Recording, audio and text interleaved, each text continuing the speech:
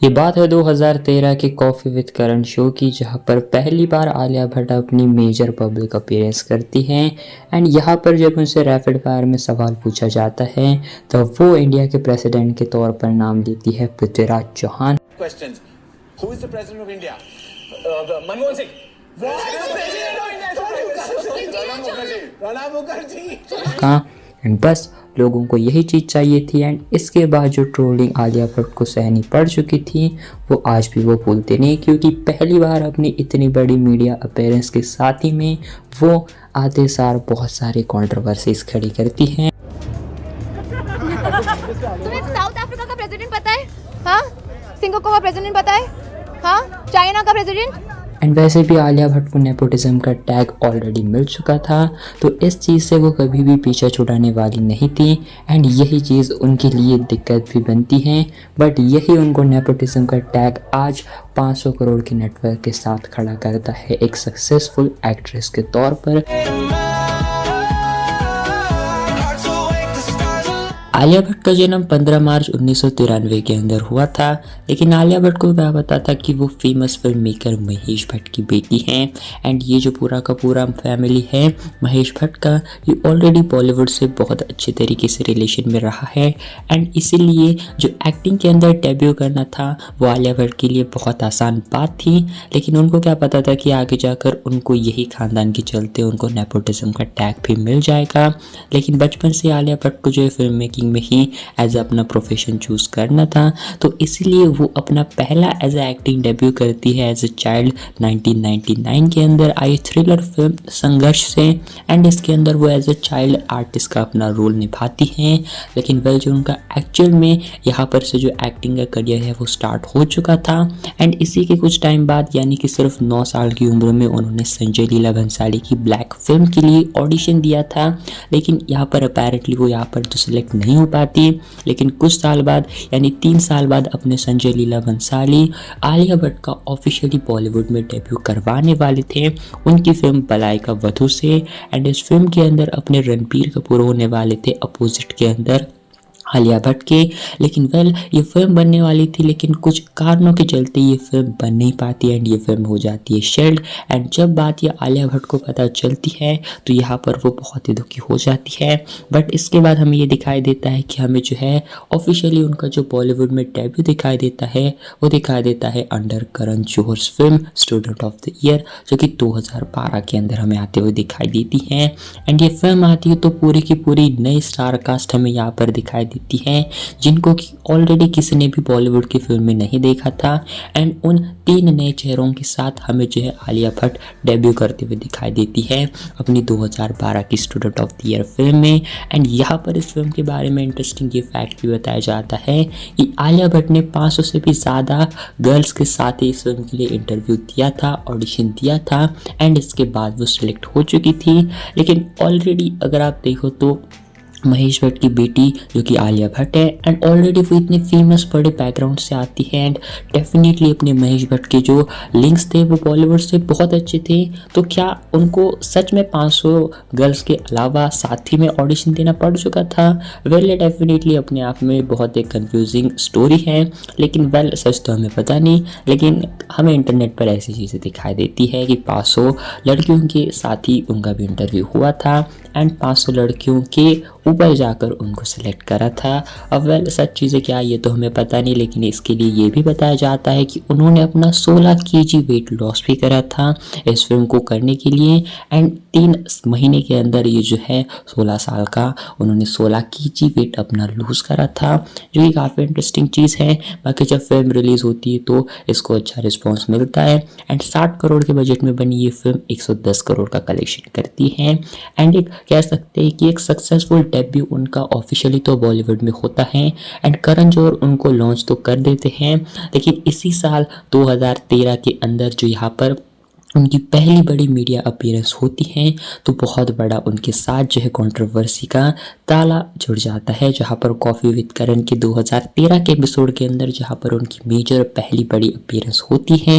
And यहाँ पर वो आ चुकी थी अपने फिल्म के प्रमोशन के लिए, एंड जहाँ पर स्टूडेंट ऑफ द ईयर के जो मेन लीड थे यानी कि अपने वरुण धवन, आलिया भट्ट एंड सिद्धार्थ मल्होत्रा जब कॉफ़ी विद करण की शो पर इन्वाइट होते हैं, एंड तब रैपिड फायर के अंदर उन तीनों से सवाल पूछा जाता है कि इंडिया का प्रेसिडेंट कौन है, तो यहाँ पर आलिया भट्ट नेम लेती है पृथ्वीराज चौहान का, जो कि उस टाइम पर तो यहाँ पर एक हंसी मजाक में उस शो के लिए तो वो पार्ट बन जाता है, लेकिन इसके बाद लोग उनको बहुत ही ज़्यादा कंट्रोवर्सी के अंदर घसीटते हैं, क्योंकि लोगों को भी एक ही चीज़ चाहिए कंट्रोवर्सी करने के लिए। एंड इस उनके ओपिनियन के बाद में उनको बहुत ज़्यादा कंट्रोवर्सी झेलनी पड़ती है एंड बहुत ज़्यादा लोगों का बैकलैश का भी सामना करना पड़ता है। हर इंटरव्यू वगैरह जहाँ पर भी वो मीडिया अपीयरेंस करती थी, लोग उनसे यही सवाल पूछते थे। Who is the president of India? Manmohan Singh. Pranab Mukherjee. President पता है? हाँ, सिंगापुर का प्रेसिडेंट पता है? हाँ, चाइना का president? Don't ask if you don't know. But 2016 के अंदर आलिया भट्ट की एक और मूवी आती है उड़ता पंजाब, एंड पहली बार आलिया भट्ट इसके लिए फिल्म फेयर अवार्ड जीतती है, जो कि उनका होता है एज अ बेस्ट एक्ट्रेस। जी हाँ, एंड उड़ता पंजाब फिल्म के लिए उनको मिलता है पहली बार फिल्म फेयर अवार्ड, जो कि उनकी लाइफ के लिए कह सकते हैं कि एक सबसे पहली और बड़ी अचीवमेंट रही थी। एंड इसके बाद वो जो है ऑलमोस्ट 2016-17 तक अपने आप को अच्छे से इस इंडस्ट्री में स्टेबलाइज कर चुकी थी, एंड बहुत सारी अच्छी फिल्में भी वो दे चुकी थी, जैसे कि लाइक रांची, गली बॉय, जो कि बहुत अच्छी लोगों को फिल्में पसंद भी आई थी। एंड इसके बाद जो थोड़ा नेपोटिज्म का जो उनके ऊपर टैग था वो तो स्टिल रहता ही है, बट एक्टिंग के मामले में भी लोग उनको अच्छे से अप्रिशिएट करना स्टार्ट करते हैं। एंड बाकी उनकी गली बॉय मूवी भी जो 50 करोड़ के बजट में बनी थी वो भी 240 करोड़ रुपए का कलेक्शन करती हैं। तो ओवरऑल अगर हम कहें तो डेफिनेटली उनका जो बॉक्स ऑफिस के ऊपर परफॉर्मेंस रहा था कुछ फिल्मों से वो अच्छा हो रहा था, एंड इसी के साथ वो जो है अच्छे अपने आप को बॉलीवुड के अंदर ऑलरेडी स्टेबलाइज कर चुकी थी। लेकिन वेल इसी के साथ हमें ये भी चीज़ दिखाई देती है कि जहाँ पर वो इस बार 2022 के अंदर अपनी एक बहुत ही बड़ी फिल्म लेकर आती हैं, एंड यहाँ पर उनको सबसे पहले ऑफर करते हैं ये फिल्म अपने संजय लीला भंसाली, एंड संजय लीला भंसाली एंड आलिया भट्ट की 2022 के अंदर आती है फिल्म जो कि होती है गंगूबाई काठियावाड़ी। एंड इसी फिल्म के लिए आलिया भट्ट को national film award for best actress भी मिला था। एंड ये फिल्म जो कि ऑलमोस्ट 100 या 150 करोड़ के बजट में बनी थी, एंड 209 करोड़ का जो बॉक्स ऑफिस पर कलेक्शन करने में सक्सेसफुल साबित रहती है।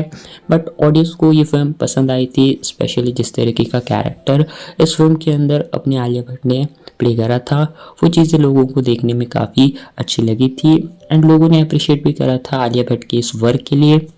लेकिन इसी साल 2022 के अंदर ही आलिया भट्ट एक और बड़ी चीज़ की अनाउंसमेंट करती हैं, जहां पर वो अपनी नेक्स्ट फिल्म ब्रह्मास्त्र के लिए शूटिंग कर रही होती हैं। तो तभी ब्रह्मास्त्र की शूटिंग से हमें ये बातें पता चलती हैं कि उस टाइम पर रणबीर कपूर एंड आलिया भट्ट के डेटिंग के रूमर्स बहुत ज़्यादा फैल रहे थे, बट इन्हीं रूमर्स को कन्फर्मेशन न्यूज़ में बदलते हैं ये दोनों, जहाँ 14 अप्रैल 2022 को रणबीर कपूर एंड आलिया भट्ट ऑफिशियली शादी करते हैं।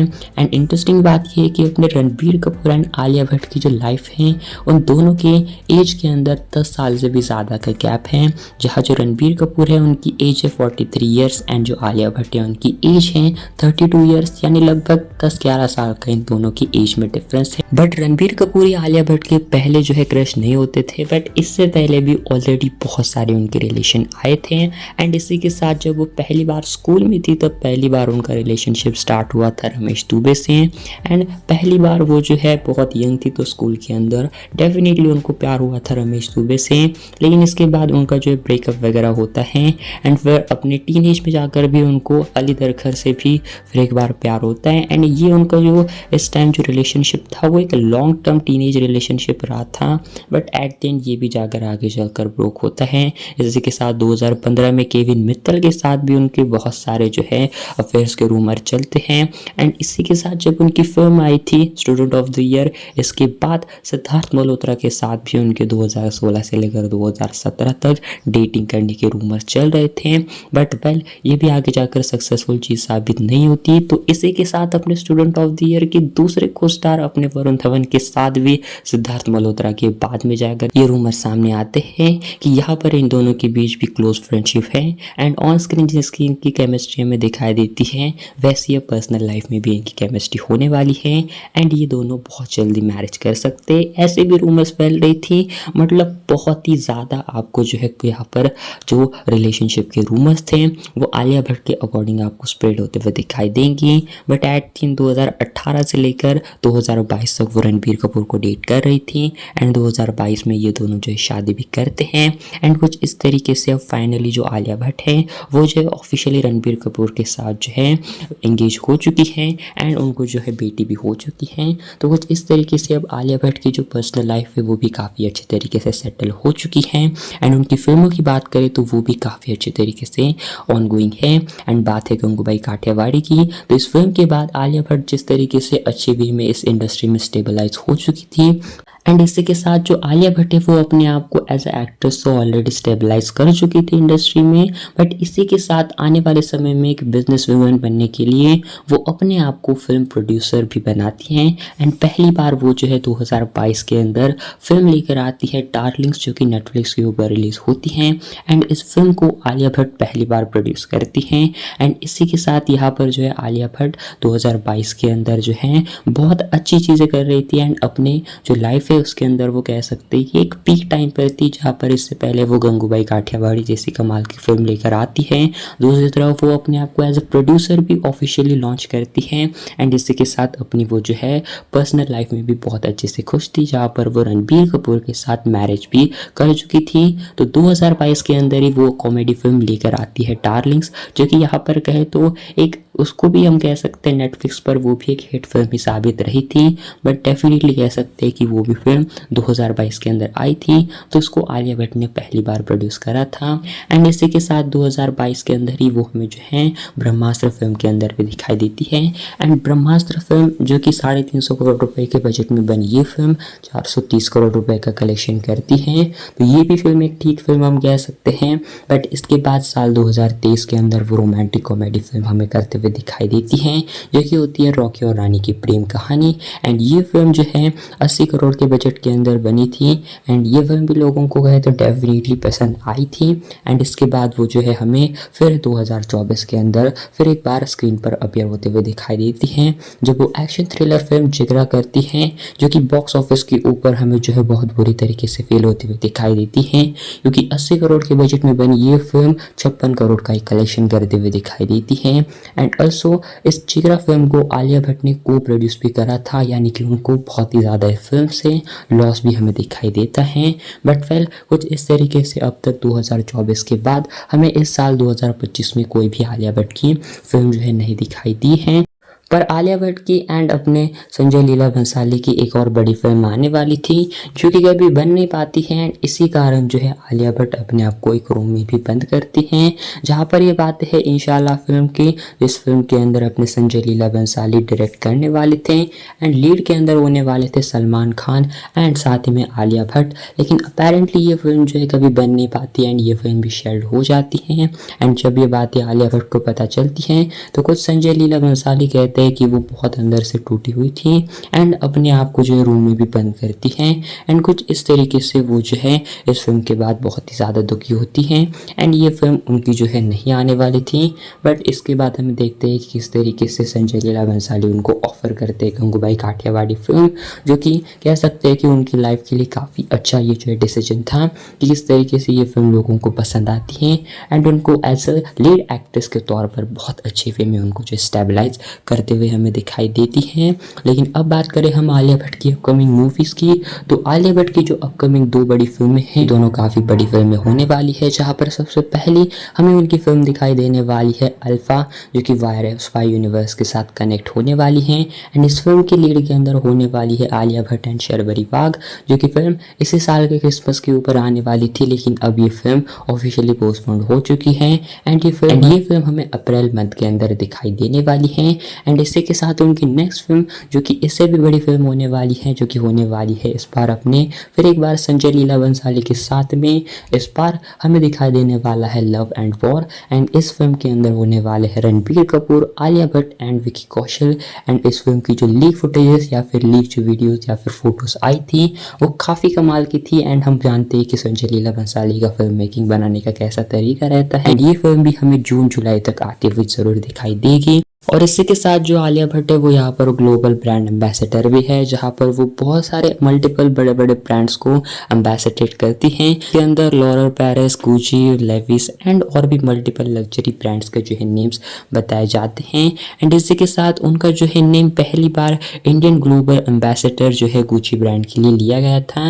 एंड पहली इंडियन एक्ट्रेस थी जो कि ग्लोबल ब्रांड गुची के लिए ब्रांड एम्बेसडर हो चुकी थी। तो इस तरीके से भी उन्होंने अपने आप को बहुत अच्छे वे में भी अपने फिल्म मेकिंग करियर के अलावा भी और भी बहुत सारी जगह पर उन्होंने अपने आप को स्टेबलाइज कर लिया है। बट लेट्स सी, अब देखते हैं आगे जाकर उनका करियर किस तरीके से जाता है। एंड कुछ इस तरीके से ऑलरेडी उनको जो है जो नेपोटिज्म का टैग मिल चुका था, उन्होंने इसको बहुत हद तक गलत प्रूफ साबित कर दिया है।